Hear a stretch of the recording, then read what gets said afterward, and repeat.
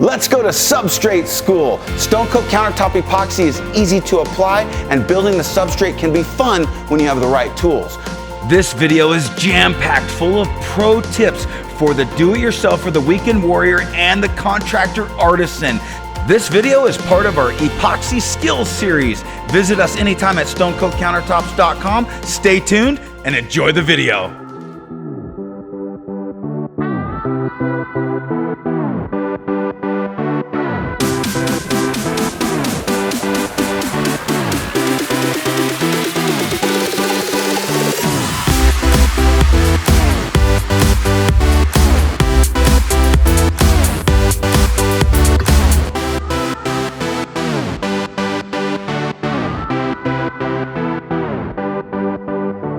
Remember, when you subscribe to our channel, click on the red subscribe button and be sure to ring the bell so you get notified every time we have a new video. Thanks again. What we're going to do is two methods. On this L-shaped countertop, we're going to do a drop edge. I'm going to show you exactly how we build that, how we build a jig for our inside radiuses, and how we get repeatable professional results. On our island, we're going to sandwich those two together and do a different method of building. That way we have a strong overhang, and I can show you how to do a set on top install as opposed to a support strip install.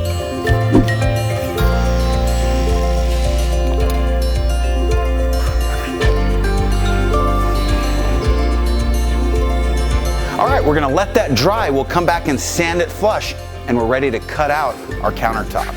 When we templated the actual cabinet. I'm going to add our overhangs, and as you can see, wherever we line up with that cabinet material, we're going to add 1.5 inches. So let me cut a spacer that's 1.5 inches, and that will transfer these measurements super easy and efficiently. So we're going to jam our countertop to this side of the MDF, so let's just give our 1.5 inches allowance. All right, so now I have the places to set my template. I'm going to line this edge, because that's representing the edge of my counter, right up to that overhang, and then my pop out I'm going to bring right up to that overhang as well. Squeeze clamps will hold my template in place while I trace it. That way we don't move it and have it get cattywampus. Alrighty, let's go ahead and trace our actual cutout now. When I template, I know that I'm not a perfect 90 on my pop outs, so I'm just going to get a speed square so I can get a nice true 90 here. I'm going to actually create a small radius back here so we utilize this whole sheet to its full potential. We're going to get our total measurement. We'll cut that right in half to get our center point, and then that will be the apex of our arc on our radius. By ripping down a piece of MDF thin enough to bend but rigid enough to retain its shape gives us the perfect cheater strip to create an arch. I'll just line it up with our two short points, and then I'll line it up with our apex as the tall point, and that will give us a pretty true radius. Our 23 gauge pen nails will hold it in place temporarily while we trace this. Pro tip, find the center point of your strip and then shoot that down to your apex, and then go to your short points. It'll give you equal amounts of leverage and keep that arc nice and true. How do you keep everything on track after you've transferred the measurements from your template to your substrate? We have some lines that protrude past the other lines, and that's okay. We're going to mark everything with a Sharpie right now so we know the bold dark line is the one that we actually cut. Let's make an inside radius template so when we have our bearing router bit, it'll just follow our template and make these inside radiuses a breeze. I got a scrap of MDF here. That'll work. So I'm using this spray can to give me a template of our radius. Let's trace it, cut it out. We got our rough cutout done. Now we're going to use our belt sander just to shape it, and the other cutout will act as our outside radius template. Perfect. I'm going to pop off my template and use it as a reference guide whenever I have questions now when I'm cutting this out. Take your time, plan your cuts, and don't do it too fast and cut the wrong line. We wanted to do a really cool piece for our home show display. This does a couple of things. Number one, it shows your client the sky's the limit. Any shape, any style, any size that they want can be achieved using Stone Coat Countertop Epoxy and this system. Also, we wanted to show you guys it's possible to make any size, any shape, any style that you want using this system. I like 23 gauge pen nails because they stay put, but they're easy to pop off after you're done with your template. A top bearing is key when doing this system because it follows your template exactly, and it's going to cut out and transfer that template to your actual substrate. We're going to use our saw guide to create a perfect cut between those two radiuses right now. It's just a big game of connect the dots. All right, pro tip. What I did is I actually set the saw guide to my routered cutout. Not just the dots, but confirm your blade is gonna end up right where your other cutout is. All right, we're gonna plunge cut our saw right through the MDF and we'll connect the dots.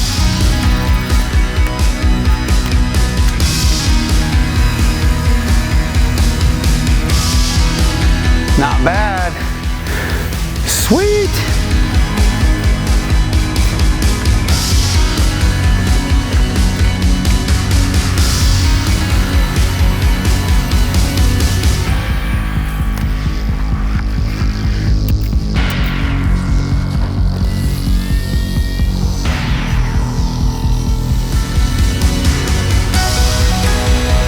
All right, let's double check everything with our template right now. That's gonna look cool. You know, these furniture legs are gonna be right there where these pop-outs are. I think that's gonna be nice. We got the radius in the back there with those hidden doors coming out. We got our side panels there with a good overhang. The overhang is gonna be exact all the way around. We got these radiuses that are just gonna accentuate the work of this cabinet. I'm excited, we're lined up with our apex. Let's sandwich it together now. So instead of doing a drop edge on everything, I'm gonna take another piece of MDF. This piece of MDF that we've already cut out is now acting like our giant template. So it was the same principle. The one that we used that template to create our inside and outside radiuses, we're gonna follow with the top bearing router bit and duplicate what we've already done here, so it's no need to do all that measuring and cutting again. The router bit does the work for you. All right, we're gonna clean our jigsaw cut up on this radius a little bit before we sandwich this together. That'll make the transition nice and smooth, and when we router it, it'll transfer that smoothness. All right, let's think about this. Jessica, she works for us. She's amazing in our customer service, and she loves making epoxy projects. She has the state of Oregon cut out in a piece of wood, and she buys these pre-made. If you had a template of the state of Oregon, you can repeat that cutout over and over and over again by using the same method and creating your own art boards customized as a state of Oregon, as a surfboard. What else could you cookie cutter make over and over again? Repeatable, perfect. Maybe coaster blanks, maybe your state, maybe your company's logo. I don't know. Let us know in the comments below. Okay, to make this sandwich easier between this piece and the piece that's gonna double its thickness, I'm gonna get a length and then I'm gonna overcut my current piece of MDF so it's easier to glue it together and I don't need to guess at how much to glue. We're 77 5/8. I'll go about 80 inches. Gotta love my saw guide. MDF is much easier managed when it's cut to size. All right, what's next? I'm gonna glue this down really well. I'm gonna use Titebond 2 wood glue. We're gonna get it liberally all over this piece, and then I'm gonna adhere it to the piece that we just cut, pin nail it together. We're gonna clamp this tight just to keep it nice and tight while it sets up. Those 23 gauge pin nails, don't let it move, but this is just added insurance with clamps. We'll let that set up, we'll then router out our shape, and we'll be ready to move forward. Pro tip. 2 passes is better than 1. You don't need to try to take all the meat in 1 pass. Do a couple passes and it doesn't wear on the router as much.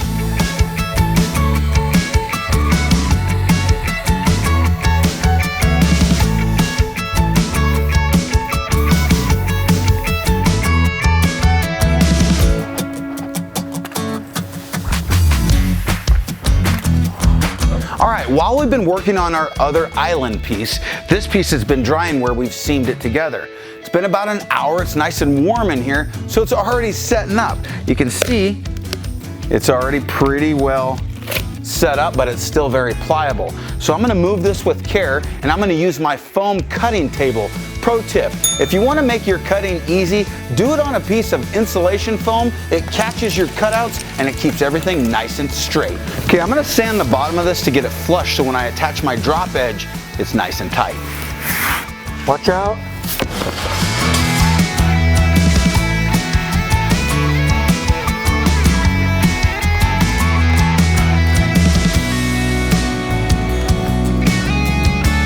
Inch-and-a-half strip for our overhang. We know that we're gonna have our overhang everywhere where I have those X's. Let's do it.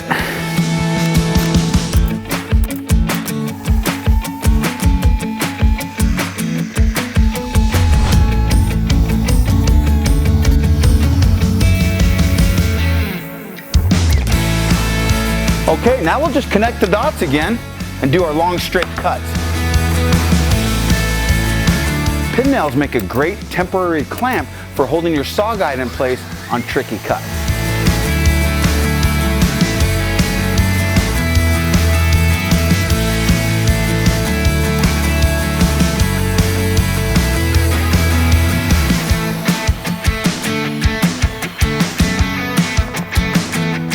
You can see why I overbuilt the piece that I seamed together. It's okay to have a little extra meat on the bone to cut flush. Then you don't need to be so precise when you're biscuiting your project together. Remember, you can use dowels, biscuits, pocket screws, anything you want to join these pieces together. I just find that if you have a biscuit joiner, it's super fast. If you're going to do production, get production grade tools. Amen. Pro tip, remember, do your inside radius first. Then you can line your saw guide cut right up to that joint and make a perfect fluid cut that feels like it just turns the corner without any speed bumps. Oh yeah! Woo! That looks like a CNC cut it out. But no, we did it with rudimentary hand tools in the wood shop. I would much rather use my waste here for backsplash, small countertops, different projects, as opposed to putting a seam at a diagonal here. It's a lot harder to get that seam perfect than it is two butt seams on the edges of my piece. That's a pro tip. MDF's a great substrate for a couple of reasons. Why do we use it for countertops? Well, it's flat, it's the same material all the way through. So when I router an edge, I don't have voids in a plywood, it's not bowed, and it's a good system. What is the downfall? Well, water penetration, steam transfer from dishwashers, undermount sinks. These types of things can cause water problems. So how do you mitigate that? Use a waterproof membrane at any area that may come in contact with moisture. So what do we use? Red Guard. We like Red Guard because it's readily available. You can also get different waterproof membranes at a specialty tile store. Anything that's going to keep that water out is a good choice. All right, I need to finish up with this cut and the cut here on the end, and then I'll put my radiuses on the outside, and this piece will be ready to do our drop edges. When you template your countertop right here at this edge, it may not be a perfect 90 on that cabinet, but it's a good idea to run a square off this front edge before you make that cut and turn it into a 90. Keep in mind, you have a little allowance on that overhang, so it's a good idea to take advantage of that and turn all your angles into perfect 90 degrees if you can. That's a good pro tip.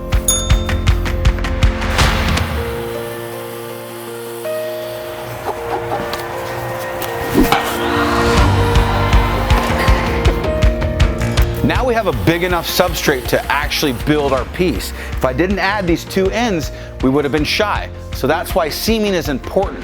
It's also good to plan your project. If you're gonna build something from scratch and you can get 10-foot sheets of MDF, maybe that's a good choice. Or if you could put your stove in a way that you have two 8-foot runs on either side, also where you place your undermount sink is a good choice as well. If you have a long run and you put that sink where it can be seamed together at the sink, you have two little seams as opposed to one big seam. All pro tips, all easy to follow. Another thing to keep in mind is when you're building the substrate, that's the time to run your seams. Don't do it after you pour, because then you're trying to match color and that will really show up as being man-made. When you cut the seam after it's one full piece, if you need to transport that way, that's okay, because when you bring it back together on site, it's gonna match up perfectly. Okay, there's a couple of different methods that you can use when building your substrate. On the last part that we did, the island, we doubled it up and we sandwiched 2 full sheets of MDF. In this case, we're going to create a drop edge. It will appear as the same thickness all the way around, but we're only going to use a little bit more MDF than we already have. We're not going to use a whole nother sheet. Why are we doing that? Well, I can put screw strips on my cabinet and attach it that way, or on an island with a big overhang, you may want to double it up to create more rigidity. It's all up to you on how you build, but understanding that there's multiple ways to do the same job is a pro tip, because it gives you options when building. It's important to note which side is the top, so always mark that. I'm going to mark the top on this piece, I'll flip it over, and then I'm going to trace out where all of my drop edge goes. Keep in mind, you don't want to do the bottom as the top. You'll be wishing you hadn't. I may have made a mistake before and poured an entire job opposite, got to the job site and realized, I built this wrong. That sucks. I built my overhangs 1.5 inches, but I'm only gonna do a drop edge that's 1 inch wide. Reason being is I get a 1/2 inch of allowance to move my piece on site. If you're on sheetrock walls that are slightly out or have bows, this allows me to account for that, where I could scribe into that wall and shove my piece back a little. It gives me allowance to tweak it a little bit if I need to on site. You'll wish you'd done that if you hadn't, because you never want to build it too tight to fit right. Okay, what we're doing now is we're gonna cut some 1 inch strips on the table saw. This is gonna give me all the stock that I need and also be my template to trace where all my strips go. Pretty much anything that you have that scrap will work for this purpose. If you gotta put an extra seam in, it's no big deal. I'm gonna put 90-degree corners on all of these scraps. That way when I butt join them, it's a really nice tight fit. I like to pre-mark the bottom side of where my drop edges are gonna be. You can confirm this using your template and remember where the cabinets are, where the overhang is, where the back wall is. This is a pretty simple layout, but sometimes it can get complicated when you have a bat wing island or where you have a pop in where a sink meets a window. All these things can help you remember exactly where your drop edges belong and where they don't. It's also a good idea when you're tracing this out to know where your glue goes. This shows you exactly where you should run your glue without getting too much excess beyond where it's not necessary. Where I'm gonna start is right here at this inside radius. I'm gonna overcut a big square, I'll glue that in, and then I'll butt my drop edge to that point. This is my critical area that I wanna use this radius as my template. So we'll follow the same procedure we've already been following, and that gives us a perfect cutout that looks factory finished. We'll use that as our square.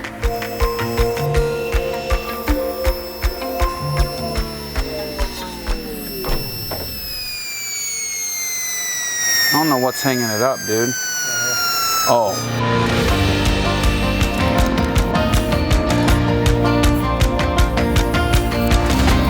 The only reason I cut that out is to put less tension on this overhang, so when I glue it down, it doesn't want to come up off that seam. All right, start cutting the rest of these. I'm gonna find my long one, so I don't have to put a seam here.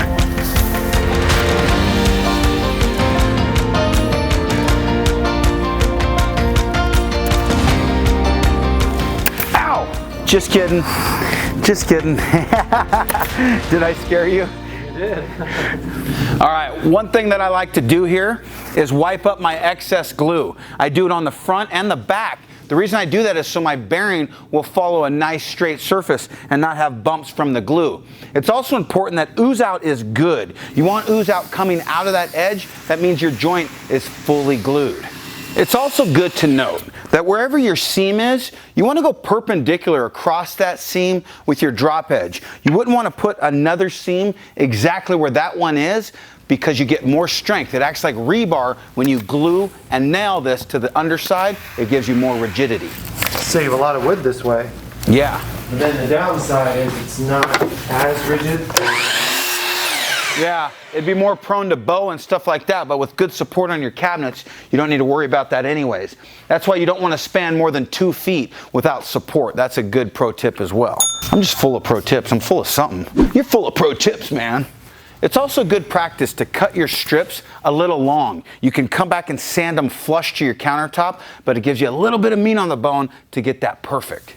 Okay, I'm gonna flip this over, I'm gonna let the glue dry, and then I'm gonna cut my radiuses out. After that, I think I'm gonna do a modified Rockface edge. I'm gonna do almost a smooth, imperfect edge, so it looks like cut stone that looks very natural. I'm not gonna put a lot of highs and lows in it. It looks fun when you do that, but on this sample, I think I'm gonna keep it simple. This is gonna be fun to have as our showroom pieces. I'm gonna do a Rockface edge, a modified edge where it's dropped. I'm gonna do a sandwich piece with lots of pop-outs. I'm gonna do a radius on that one. I'm gonna do a rolled over edge. I'm gonna have lots of different things in 2 pieces to show my clients. I'm also gonna do a large vein. I may do some striations. I may do a granified effect. That way I can bring my clients over and show them each individual segment that we can actually mimic Mother Nature by using these different techniques. It builds value in your system that you can create on demand. You can put a vein right where they would like it. Okay, let's put the template up here and dry fit it just to make sure I got everything right. Now you can see my 1/2 inch allowance all the way around, and that gives me a little bit of room in that cabinet to manipulate that top. But that's gonna fit perfectly, and I know that, and I don't have to guess because I did my work, I templated it, and I won't show up on site as a guessing game. Those templates can take a beating in the shop environment and not come apart. That's what I like about them. That glue dries pretty fast. We'll come back, we'll finish this up after that. It's always amazing to me the possibilities that we have using this substrate and creating it into any look that you can imagine. You can turn it into honed marble or soapstone. You can go exotic granite. You can even replicate and mimic concrete. The sky's the limit, and all the project recipes are found on stonecoatcountertops.com that show you start to finish how we've learned through massive trial and error how to really mimic Mother Nature and copy natural stone. It's fun to do, it's inexpensive, you save thousands. Our epoxy is heat resistant, scratch resistant, zero VOC, it's eco-friendly, it's do-it-yourself friendly. The products are second to none.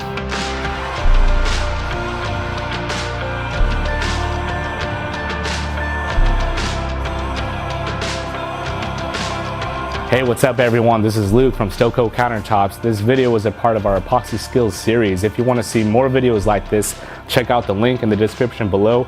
Thanks for watching, and until next time, from Stone Coat Countertops, you got this. We'll see you on the next video.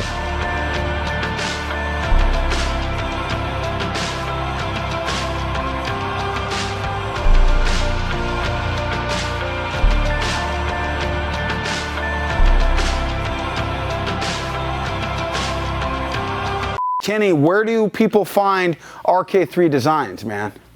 I guess you can find it on online. I'm not the one for that. Hold on, come on. You go online. You go online. You go online. Kenny, where do you find RK3Designs.com? On the internet. Yes, that's where you find them.